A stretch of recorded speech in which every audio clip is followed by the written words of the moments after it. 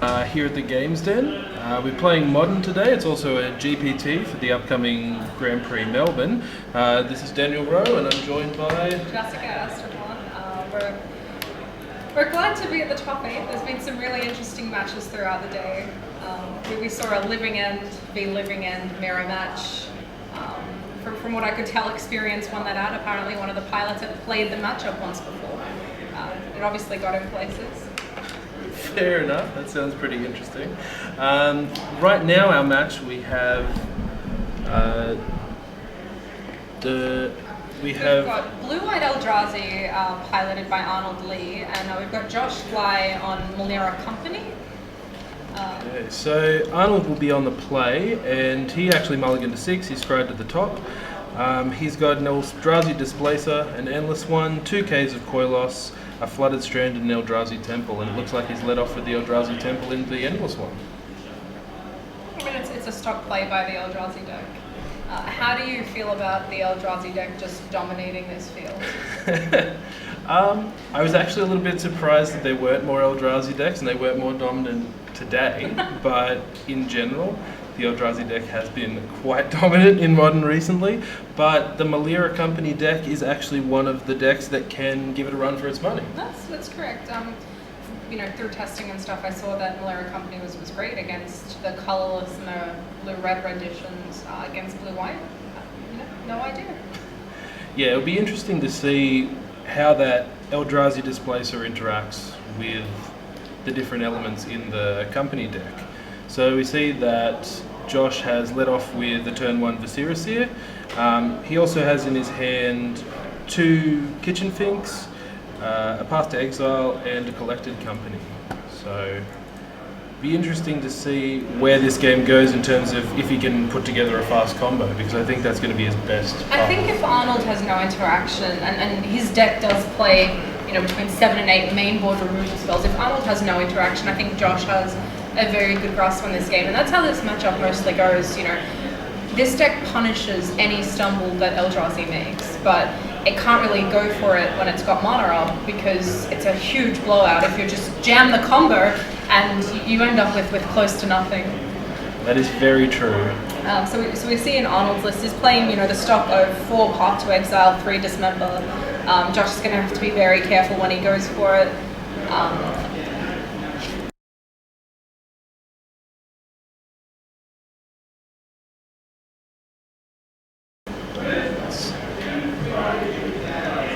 The resurgence of all these white decks have simultaneously, made the cost of Stony Silence extremely high, but brought back cards like Intrepid Hero and Big Game Hunter that would otherwise not be seeing play. Yeah, Intrepid Hero is a pretty spicy one. It's super spicy. Before this week, I had no idea that it was a card, and all of a sudden, it's playable.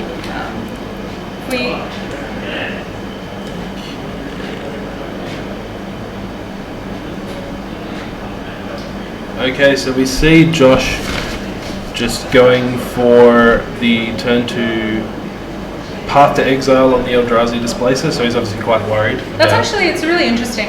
Josh has decided to play 2 main board Path to Exile, which we've seen a lot of the decks drop. So him playing 2 dilutes the combo a little bit, but gives him a little more game against something like a Scavenging Ooze or a Calatus, which most dominant decks are turning to play now. That is true. Anytime you add any spell to your deck that isn't part of your combo, you are making yourself slower, but... I'm a little bit confused as to why he decided to pop the Displacer. I mean, the card specifically says, flicker another creature. Sorry, blink another creature. And you can't blink the Endless One because, funnily enough, that comes back with no counters on it, so state-based actions determine that it's dead. I'm not really sure why he did that, but knowing that he only plays two pieces of interaction. It is, yes. I'm not sure quite why he chose to do it just then. I think it was mostly just wanting to cast something, because his opening hand did only have the 2 lands. He hasn't drawn and he just hasn't really been able to. We can see that he's picked up a Spike Feeder in his hand, but he doesn't look like he's able to is scrying, and if it's a land, it's going to the top, and if it's not a land, it should be going to the bottom. Yeah, it's on the top, but he thought about it. Could be like a noble hierarch or a birds of paradise. Would you keep a noble hierarch here? I think between a bird and a noble hierarch, it's basically synonymous in the sense that I think it's a bit slow, but when your deck runs a lower run of land because of the amount of mana dogs that you play, you might actually just have to keep that and slow down a turn. Arnold's pressure is, however, building up. He's got himself a Drowner with the tokens and a Scion. Josh doesn't look like he's got much in the way of blockers, which, generally speaking, this deck is, one of its advantages. It has infinite chump blockers, so that, Drowner doesn't really affect it that much.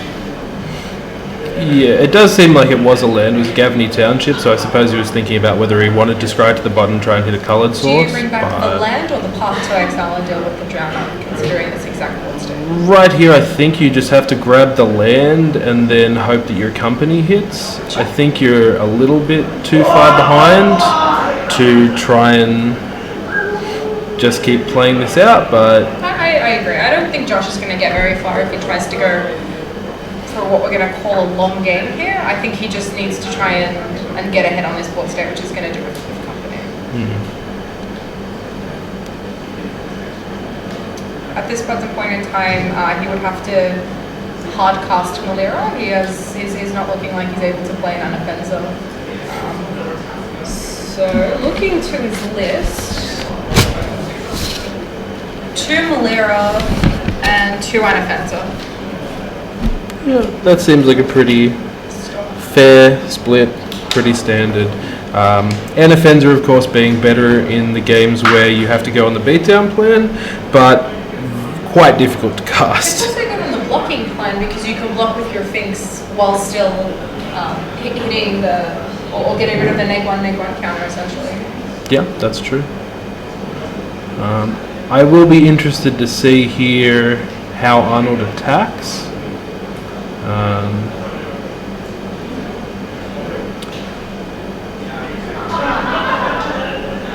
Seems to be sort of sorting out where he wants to... Do you sack a Scion, tap down the Eternal Witness and just attack with everything? Knowing how key the Viscera Seer is to being on this board and that Eternal Witness is a chump blocker at this point? I think it depends a little bit on what's in Arnold's hand. The question of all questions. What's happening in Arnold's hand? Just because if Arnold's hand is not looking very good, if he doesn't have more gas, then I could see trading the Scion for essentially the 2/2 Endless one. That's kind of what you're doing there. But if he has more spells, which we have a Dismember, so... That's interesting. And he has actually paid the black mana with that off the Caves of Koilos, so taking 1 instead of 2 for each of the black symbols.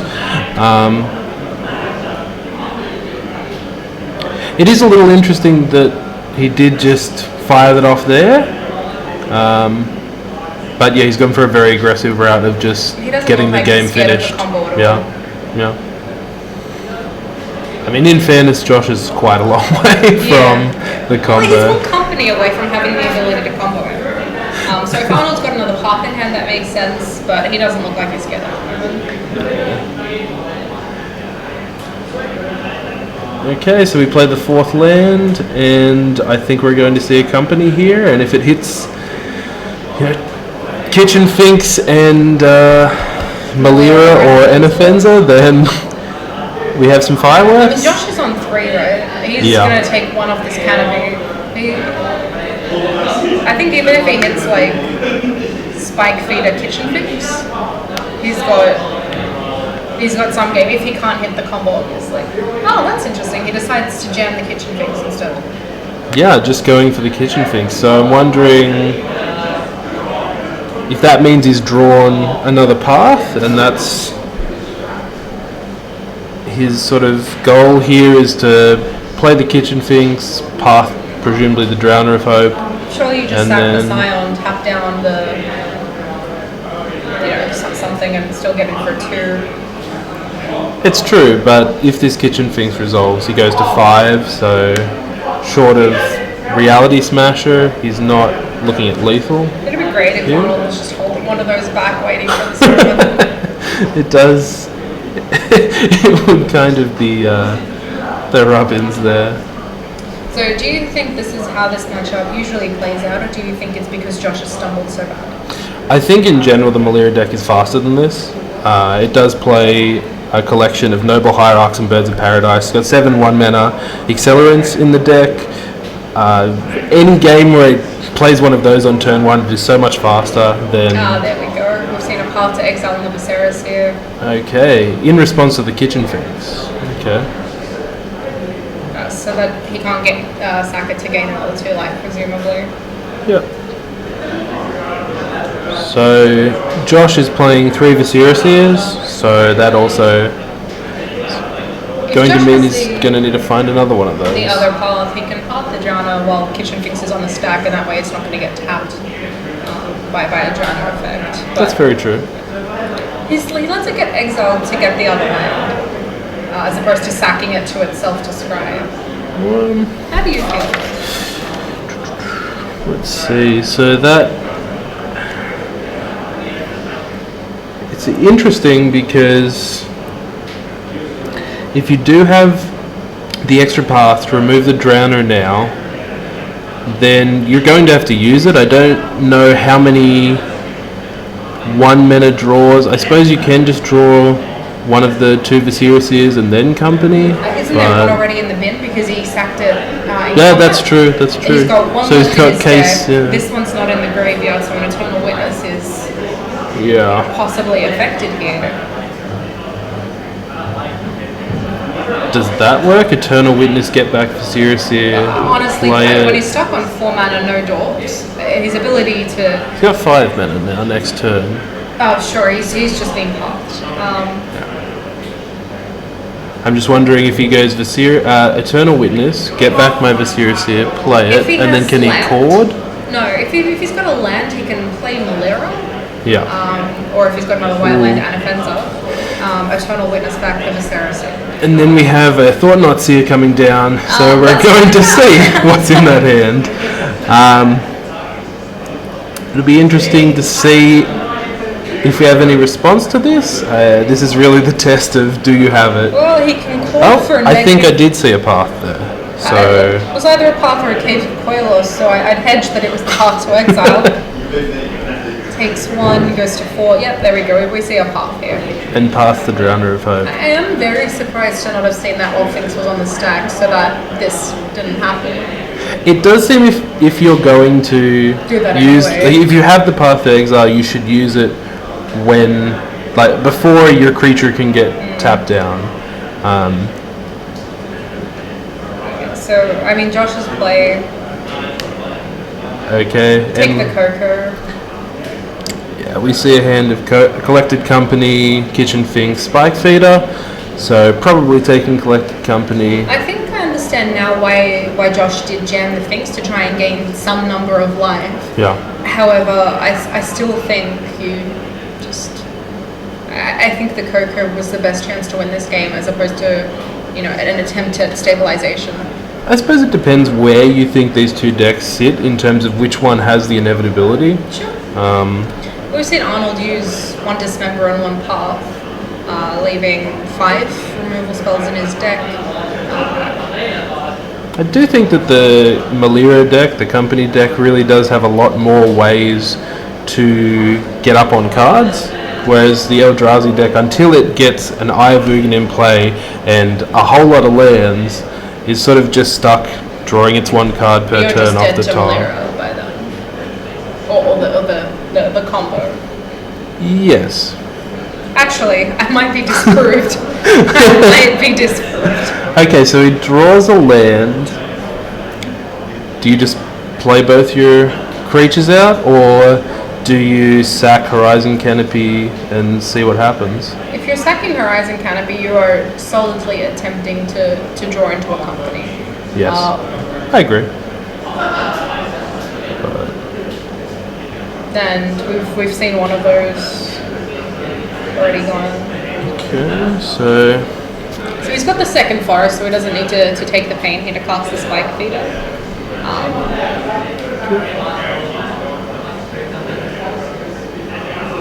he is going to. So he's taking one off the fetch and then one off the horizon canopy. So you're going to 2 So or to 1. I believe it's already been Docked? adjusted Sure. for the fetch now to be on Actually, 3. I don't think it was. He went to 5 off the Finks and got attacked by the Endless One. So he's going to 1. This.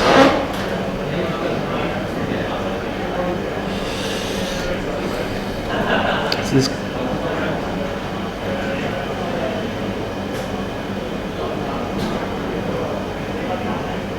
He has established a lot of blockers though for the ground-based threats in the Eldrazi deck.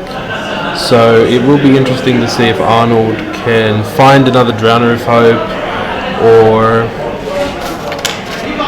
possibly a Displacer to remove some of those blockers, or even just a Sky Spawner to present lethal in the air.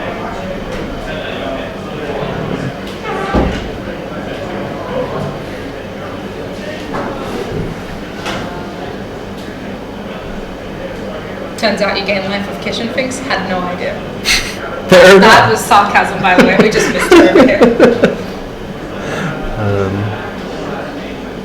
So yeah, I was just saying that he has sort of stabilized the board in that he's got 3 blockers now. And then a reality smasher comes down. A reality smasher would be bad, I think. I think you could say that. I He think at this can- stage a Drowner is a lot worse. Yeah, that's what I was sort of saying. Whether he can find a Drowner or a Sky Spawner or something that can just get around. Well, I think that next turn Josh untaps and depending on his draw step does crack the canopy. He could, but he can also sort of kind of create a contraption of having infinite kitchen finks. Sure, and infinite spike feeder counters. Yes. So he really does have a lot of potential to gain a lot of life if Arnold chooses to attack without something that can tap Here's down the the question. things. Yeah. Arnold passes the turn, Josh draws a company. Company or township? I leave my mana up and see what Arnold does on his main phase and whether he But attacks. Arnold And passes the turn, but what do you do, Daniel? I fire off the company. End Okay, of turn. Alright. Oh, that is a really big endless one. That's a little bit huge. Let's just see, just how 7? 7. 7, sure. 1, 2, Yep. 3, 4, 5, 6, 7. Yeah, Yes. so we only got one in Soul Ring. He lets Josh currently. untap. Josh draws an unknown.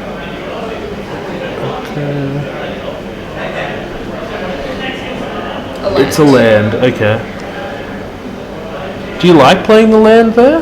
I'm a fan of cracking something main phase and seeing what happens and then deciding whether to play the land. If I drew something, for example, like a fetch land, a shock land, a Razor Verge ticket, Yep. I'd want that coming in before my swamp. That's fair. That's fair.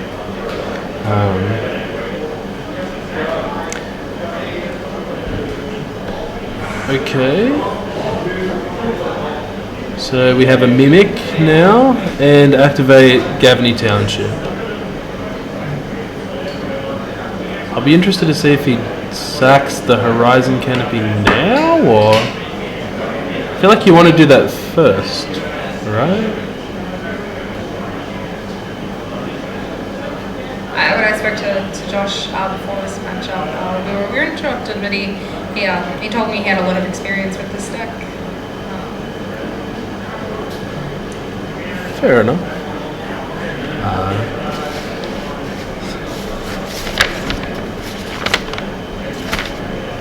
Okay, so what has the draw step been this time? What have we found off the Horizon Canopy? Another Horizon Canopy. Is Arnold Hellbent currently? Arnold usually puts his cards down, so it appears so. Yeah. Josh just found another land. Okay, we have a land and one unknown. I think he's looking at the persist versus the 1/1 counter. Yeah, that. It's an interesting board state here.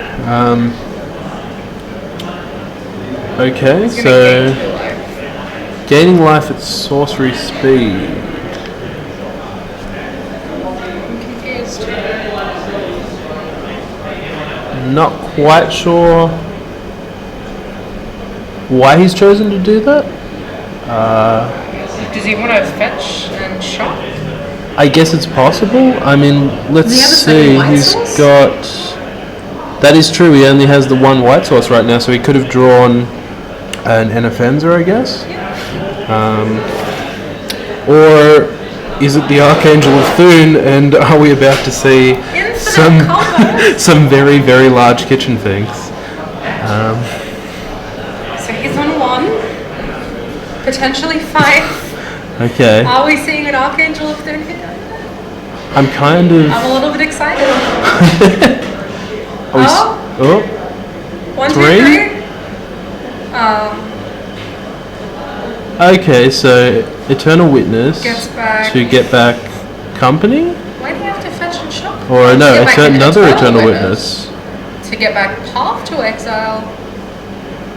That's severely less exciting than I thought it would be. Yeah. It's put a lot of bodies on the board though, because that was sort of the issue that he was faced with there, was that Arnold, if he drew one of his larger Eldrazi creatures, I think at could this sort stage of you just go do around. Joker. Trying Or at to least remember you- if there is a company in the graveyard though, because I think it I was see. Exiled to the Thought Knot. So his choices were. Ceres here though? The Ceres is interesting here because you could play it and then just start sacrificing your kitchen finks, Gavany townshipping them so that they continue to persist, but it just sort of is that. Is it safer to just flood the board? But you And could go have Path. Ewid into Viserys here. You could. So I mean, this deck's, as I said, its infinite amount of chump blockers means that it might be a 7/7 endless one, but if 1/1 or 2/1's always blocking it, It's true. And especially when those are kitchen finks that are going to gain you some life each time. I really was more excited for the Archangel. It would have been interesting to see the Archangel there, but now if he does play the Archangel, there's so many more counters getting distributed because there's so many more creatures. See, I feel, and this might just be me, gaining infinite life, having a very large, almost infinitely large Archangel swinging across. Infinite damage is substantially better than infinite life. You deal infinite damage, essentially. Unless he gets a Sky Spawner to block with. That's true. I remember the first time I was playing Modern, it was Blue, White, Red versus Lyrapod. And someone had the Spike Feeder Archangel combo. And I was like, I'm going to block with my Celestial Colonnade. And I didn't really get why that was not going to get me anywhere. But I saw it on the doorstep, and it's just a sign of never giving up, is what I like to think. That is fair. I think I should have scooped and saved wasted moments, but we need to get this boy some more dice. He is going to need a lot of dice by the time this is over, I think. Good thing is, this isn't Swiss, it is untimed, and as long as they play efficiently.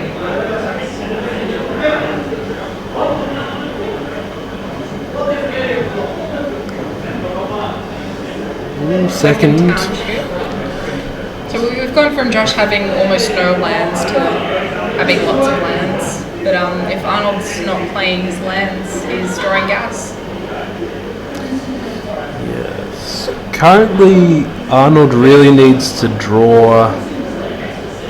A displacer. Yes, probably a displacer and something to displace because he knows that Josh has the path. I mean, really, he needs to find Ayavugan and just start Reality Smasher. continually drawing great Eldrazi Never see a every drama. turn. Okay. Unfortunately, it's going to be okay. It's not going to be great though. Triggering the Mimic though, which because he did point to that, I'm wondering whether he's actually going to try to go for the attack here. seems quite difficult to kill him though, because he does have 3 counters on that spike feeder. Do you He think can it was triggering activate. the Mimic for the Drowner or the Eldrazi Scion tokens?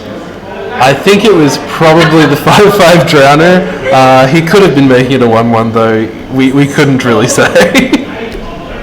That's around some things. Yeah, Ensnaring Bridge. No, if you make it a 1/1, you can activate Pendlehaven. That is very true. I'm not confident this Pendlehaven's in his deck, but that could be the technology for the mirror. You never know.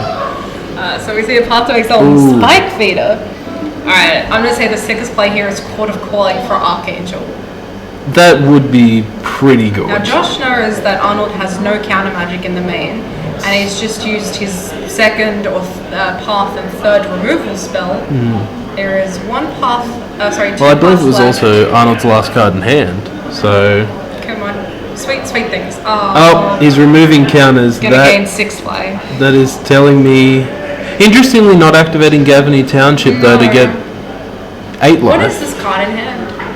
It must be an instant, but it's not cord, so It has to be Coco because he's out of paths. because he can leave up mana for path and okay, tap down the kitchen finks, He's sure, just dead. and then swing Sorry, out. he takes he's dead. He's taking 6 here, right? Because the Endless One and the Mimic get blocked by the Eternal Witnesses. Oh, sure, he can go to 1. And then the small Endless One and the Thought Knot get in for 6. I think he was meant to activate Township, depending, of course, on what this is. And then he doesn't even have to take 6 because he can path the Thought Knot and draw a card and only take 2 damage. He looks like he's taking. Or, okay, so we're actually just coming across with the large guys. I suppose just hoping to force some chump blocks. Unfortunately, the Eternal Is he Witnesses, going to activate Township now? he might be.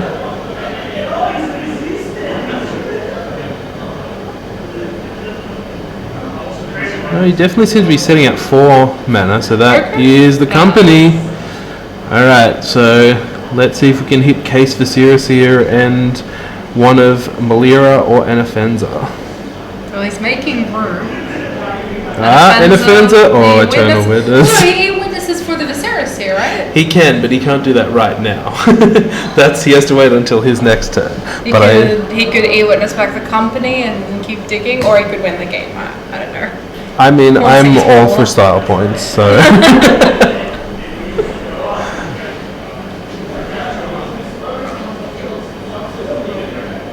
Yeah, he's gone for the Viserys here for the win next turn.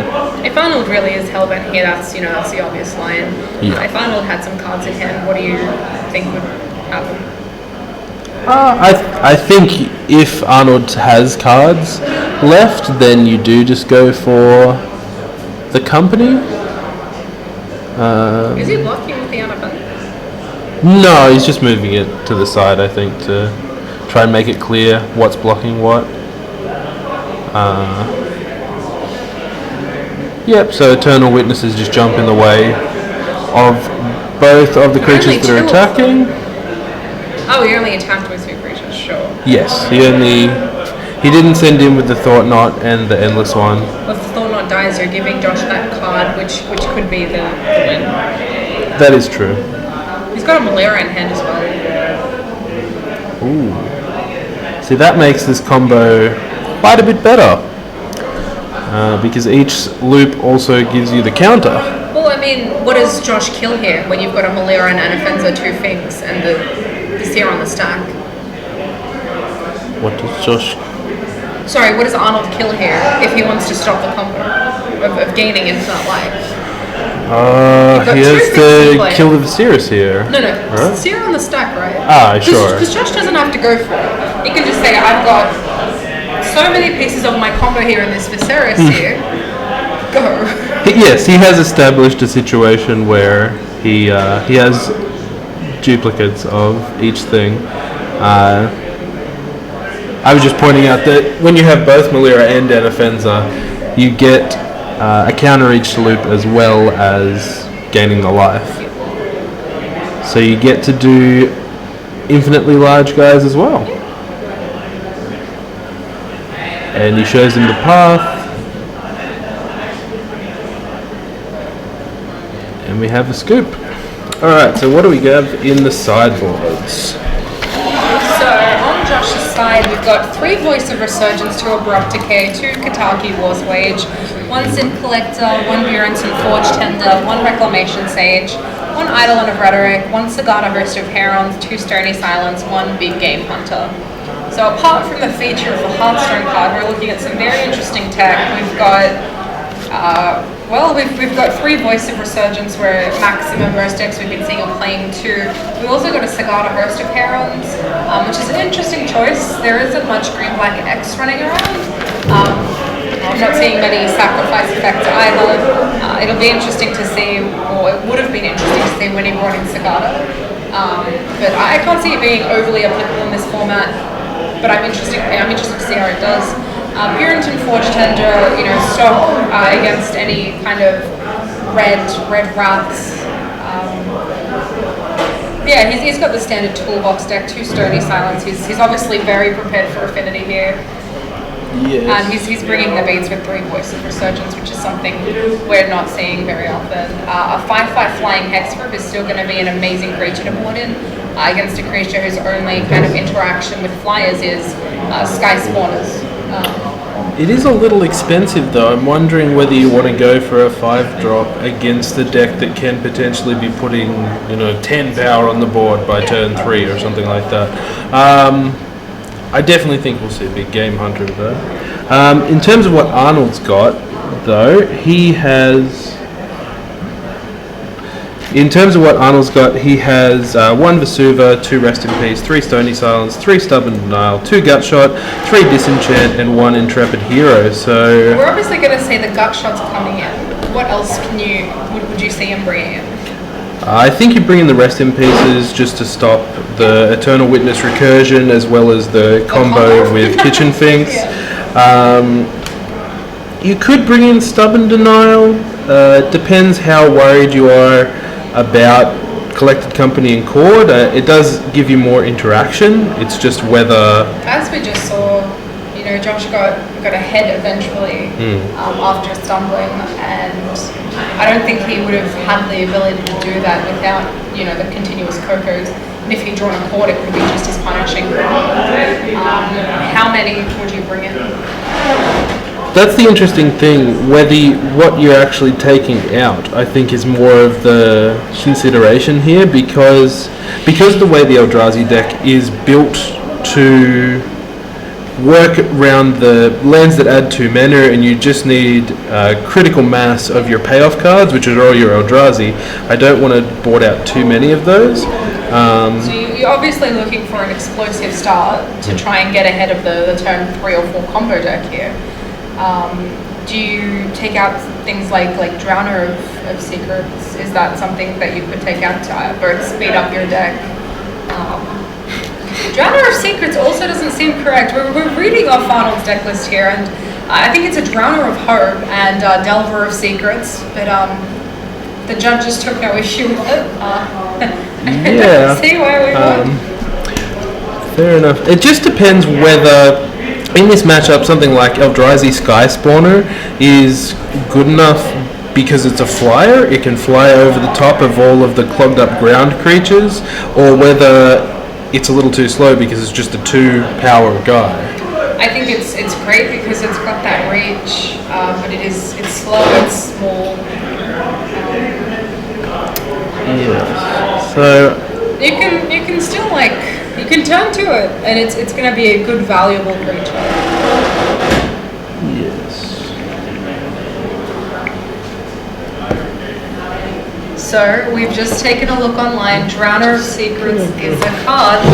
We're going to pause here. We're going to go take a chat with the judges, and we'll see what happens when there's an incorrect card registered on the deck list.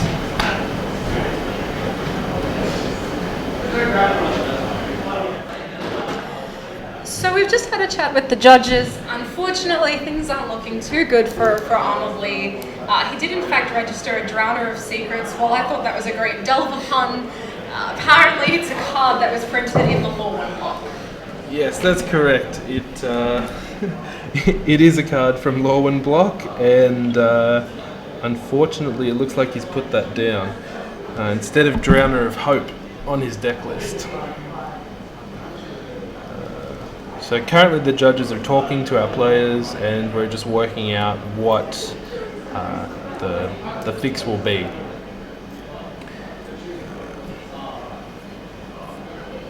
Yes. So it unfortunately looks like the judges have not ruled in Arnold's favour. Because Josh won game 1, it doesn't look like they will be going to a game 3.